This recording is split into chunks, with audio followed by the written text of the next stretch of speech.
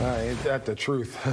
12 points in the first quarter, yeah. 29 in the first half. But one bright spot here tonight was Michael Mulder. Michael Mulder had a solid game, a career-high 26 points, 6 3-pointers, and found his rhythm late in the second half. And I know Darrell talks about this all the time. When you got minutes there in this garbage time, well, a guy like Mulder can't waste those minutes. He's got to try to find his game and then find his rhythm. And I think he did that maybe in the second half. Hopefully he can take this into the Minnesota game. Michael Mulder is an NBA player. Michael Mulder can really play. He surprises me every single night he goes out there. I knew he was a great shooter, but now him displaying his athleticism, we know he can knock down shots, and also his on the defensive side. You know, he never makes mistakes. He's always in the right position and helps. So, great game for him. Super happy that he bounced back as well. No, great game for him, but he only had 2 points in the first half. So then to have 24 in the second half also shows that he wasn't getting down with the game. Yes. That he remained playing hard and playing professionally and playing his game and making something happen, because the game would have been a lot worse without him. No doubt. Minutes are there with Damian Lee and Kim Bazemore out for an extended period of time due to the NBA's health and safety protocols here. Let's hear from head coach Steve Kerr, who is not a happy man. We'll do that after the full scoreboard here. And you see Draymond Green, he talk about him. Draymond Green, one of the worst games of the season.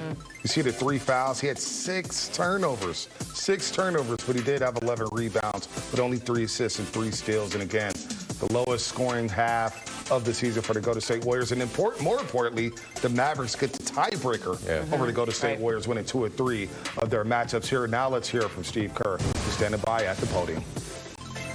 Hey, Steve, in the first quarter and then into the second quarter, your guys had a scoring drought of about 9 minutes.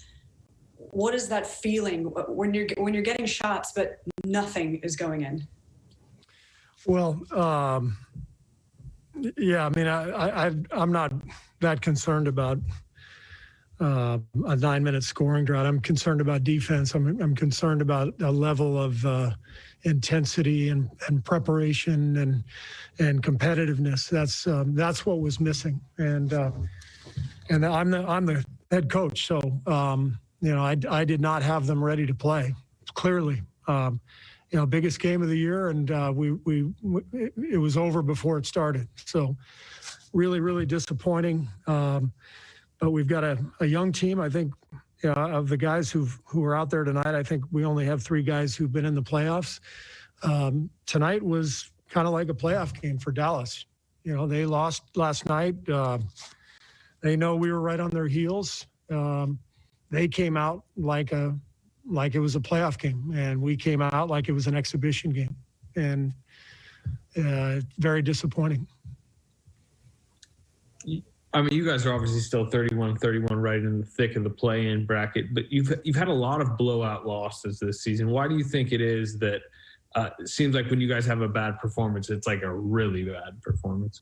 Yeah, I don't know. I thought we were done with those, Anthony. I thought those were more a case of just, being early in the year, not ready, for the competition that we were facing, playing some different combinations, that kind of stuff. I thought we were beyond that, but obviously, we took another one on the chin tonight. So, like I said, just really disappointing. I'm disappointed in myself for not having them better prepared. I'm disappointed in the way we just didn't meet the challenge as a group. It's a shame, but we've got 10 games left, and we've got a lot to play for, and we will be better prepared next game. I know that.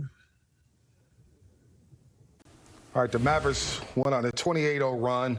That's tied for the second longest by a team in over 20 years. Wow. 25-0 in the first quarter. They scored the first 3 of the second quarter. Of course, the Warriors went 9 minutes and 40 seconds without a basket. Not a free throw, not a field goal, nothing. Just 0. They were stuck on 12 for a long time. And you heard from Steve Kerr there saying that he didn't have the team prepared. So how can you have the team better prepared? How much does a coach, you're the former coach here, Jennifer, in the Hall of Famer, I'm sure you've had your fair share of games where it didn't go right. You guys got beat by 30 plus. Yeah. What did you tell the team? Did you take full responsibility for it, or is it on the players as well? I think it's a combination, but I think as a coach you have to put it on yourself. I think there's certain things that need to come from you, and there's other things that are on the players. And I think one of the great things about Steve as a coach is he never blames the players. He might say they weren't ready, or they weren't intense enough, because being competitive, that's not from Steve. That's from the players, right?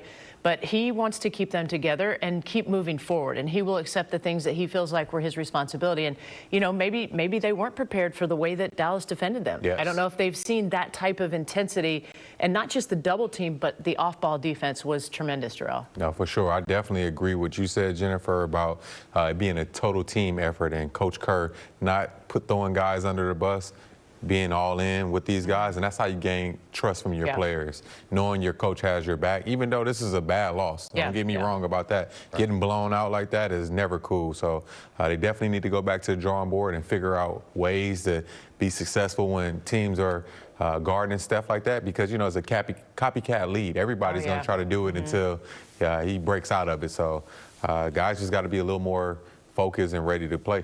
As a former player, what do you think those guys are in that locker room saying? When they hear Steve Kerr take responsibility, what is Curry? What is Draymond? What is Kelly Oubre Jr., Wiggins? What are these players saying in the locker room right now about getting beat like that? Or heck, what are they doing at halftime when they see the scoreboard and it's Dallas 62, Warriors 29? Well, it all depends on where you are in the season. And right now, it's crunch time. It's winning time. You know, you're trying to build some type of momentum to go into this play-in game or get to that 6th spot. So you got to be locked in. So as a leader, you got to go in there and tell your guys, hey, man, we got to be more locked in. This can't happen. And it happens throughout the course of a year, but not right now. Not when it's 10 games left, and this is an important game to play against the Dallas Mavericks, the split. So I think those leaders will definitely be on those guys, and I think we'll see a different approach when they get to Minnesota.